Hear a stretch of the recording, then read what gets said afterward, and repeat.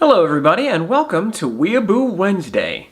I'm very excited to bring you guys some very strange news this week and something incredibly exciting that actually happened to me. Let's get into this.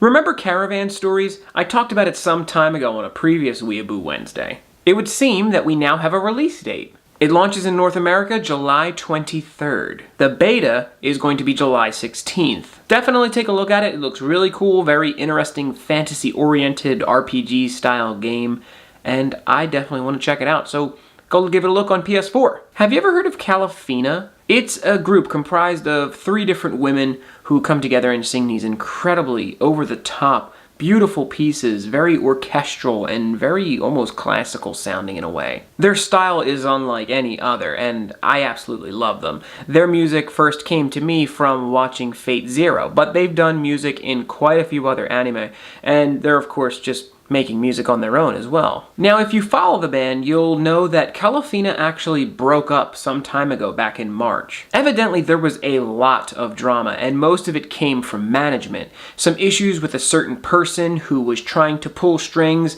and help out somebody from a certain company, and maybe elevate some members of the group while then actually demoting the founder of the group. There's a lot to it, and not everything is fully fleshed out because due to legal reasons, of course, you can't just start naming people and talking trash about them. Some management was gotten rid of, then newer members came on, and they didn't get along too well with the group, and unfortunately, that created an even bigger rift. Some people even started up their own solo careers, and eventually the group disbanded. Now, it would seem after all this drama, the group wants to get back together. And now, the 2 other members of the group want to work together again underneath the leadership of Yuki Kaijura, the original founder of the group, so that they can reunite and continue to create music together. This is great because I love this group, and to think that they would be gone and the anime world would no longer hear their amazing, almost haunting melodies was kind of a sad thought. So please get back together. Speaking of music, do you like the Pillows? I absolutely love the Pillows. I actually saw them in concert, I already told you this. But there's one thing I don't really like, which is sports anime. I don't get it. But the upcoming Ahiru no Sora is a basketball anime that the Pillows actually did a song for. The song is called Happy Go Ducky, and it's very different from the music that you may have heard them do for Fully Cooley. Much less garage sounding and loud and crashy, and a bit more refined for the Pillows. Definitely worth a listen if you like Japanese music, or rock and roll, or the Pillows. Blade of the Immortal is a manga that I pick up almost every time I go into the manga section of a bookstore. There's just something raw and edgy about that cover with that grizzled samurai on it that makes me want to read it. I've yet to do so, but it would seem maybe that won't be a problem anymore because they want to adapt this yet again into an anime. I say yet again because back in 2008 there was a 13-episode series adapted from the manga. I've never seen it, but to think that now with the technology and animation that we have, that they would make another series is even better. 2008 was a while ago, and we've come a long way, so I can only imagine they would make something truly spectacular of such a raw and gritty-looking manga. We'll have to see what happens. I'm looking forward to it. Speaking of samurai, Samurai 8, the new manga from the Naruto creator that I spoke about recently, is actually out. Chapter 1 at least. So, if you're so inclined, go check it out. If you like samurai, if you like sci-fi, or if you're a big Naruto fan and you want to read something else that this mangaka created. You can actually read it for free online. I'll put a link in the description. Here's a piece of our weird news. Over in Japan, a 37-year-old man was found breaking into homes dressed as Shinji from Evangelion. Yes, it would seem that the would-be cosplayer was breaking into homes and stealing money. The bandit got away with a whole 17,000 yen, roughly $155. And it would seem this unemployed Japanese man has a history of breaking into homes. He's done it before dressed as a bunny girl. Go figure. And it would seem that he had previously committed another crime within 10 days of having been caught. He's been punished with a 3-year penal labor sentence. You should have just gotten in the robot, Shinji.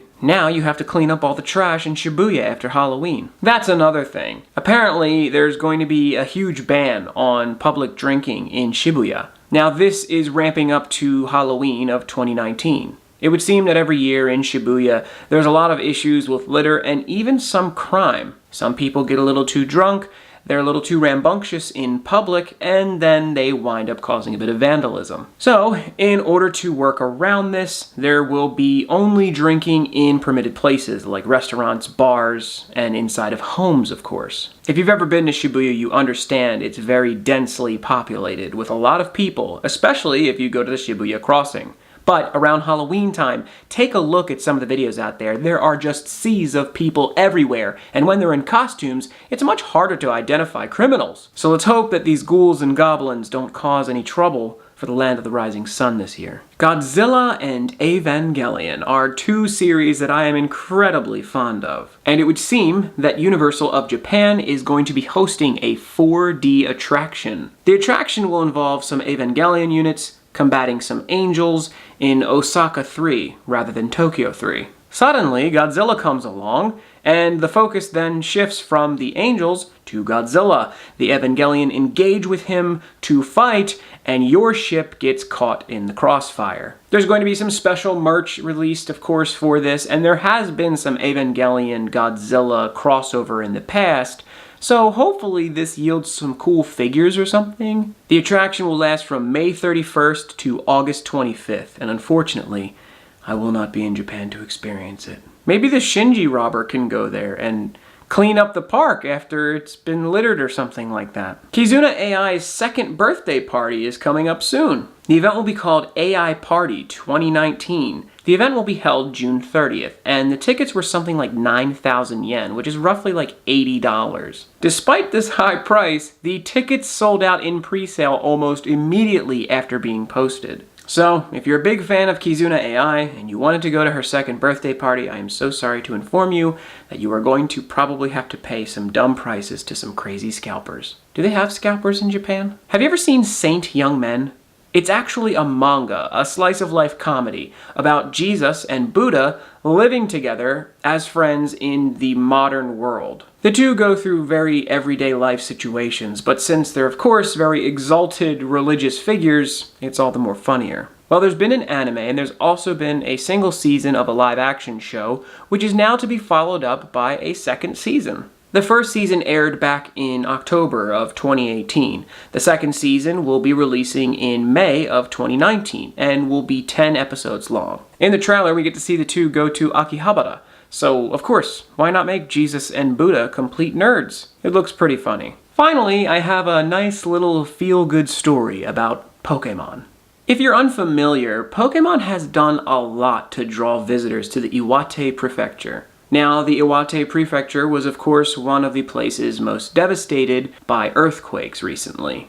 The disaster relief is constantly ramping up, and people are always trying to do what they can to help. This includes a lot of companies that really bid to try to help the most, and of course, at the same time, advertise their brand. Pokemon is no different. Now, with Pokemon Go events and even themed trains that would help tourism increase, they've brought thousands of people to this area. And of course, that brings along business, commerce, and therefore money to help with the relief of the disaster. In honor of this, a particular Pokemon is being named as the Tourism Ambassador. Iwate is written with the kanji for stone and hand, so it makes the most sense to name Geodude this ambassador. A music video and even a Geodude mascot have been employed to promote the event. The Geodude costume, of course, is worn by a human being, a biped, and due to that, you don't want to break the immersion of having a Geodude with legs. So what did they do? They took the transparency grid that you would normally see in like Photoshop, and they applied it to the pattern of the pants of the mascot. It's genius. It's honestly pretty hilarious, and I would love to take a picture with that Geodude. And that song is a banger!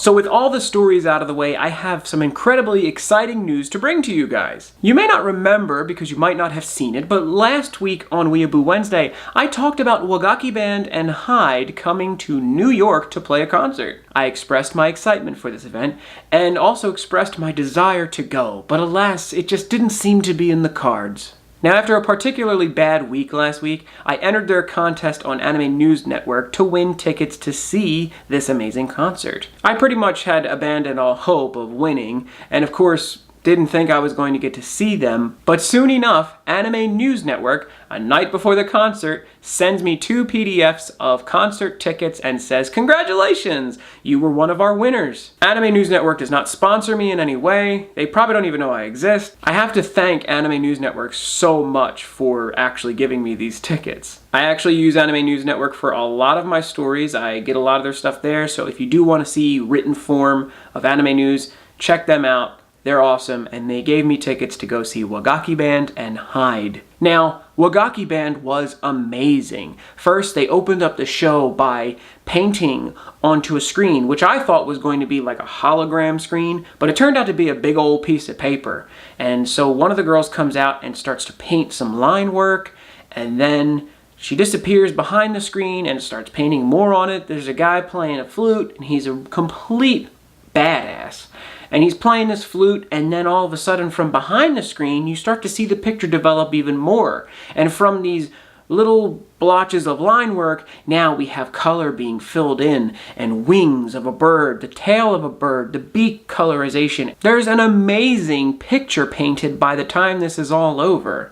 And then they just take it away, and then Wagakki Band plays an amazing set.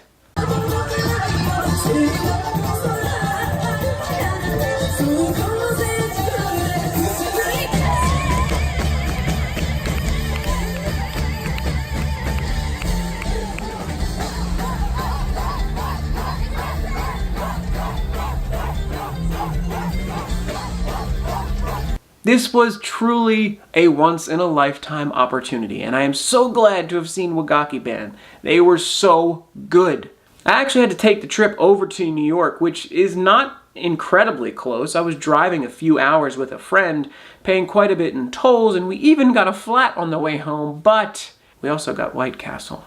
But it was amazing, and I actually expressed not knowing who Hyde was last week. Now, I looked into it a little bit more, and the singer from Hyde is also from a band called L'Arc-en-Ciel, and I think he's also been in a band called Vamps. He's basically another one of these Japanese pop stars who does not feel the effects of age, a lot like TM Revolution. This guy kicked so much butt at this concert. He came out with this kind of creepy mask on that covered a majority of his face, though you could see his eye, and both of his eyes were glowing, and suddenly I was at a rock concert. It was amazing. I was just only slightly familiar with his music, having listened to some of it on YouTube before, but I have to say I'm a fully fledged fan now, and I was really upset to not get a dang shirt from the event, but alas, I bought his most recent album, and I now am bumping Hyde on my way to work and when I'm just doing things around the house.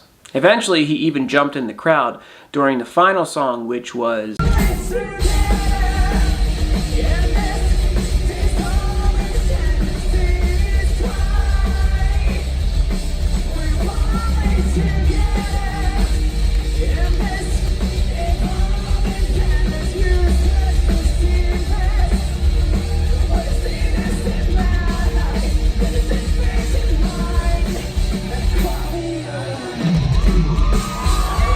So yeah, it was pretty crazy.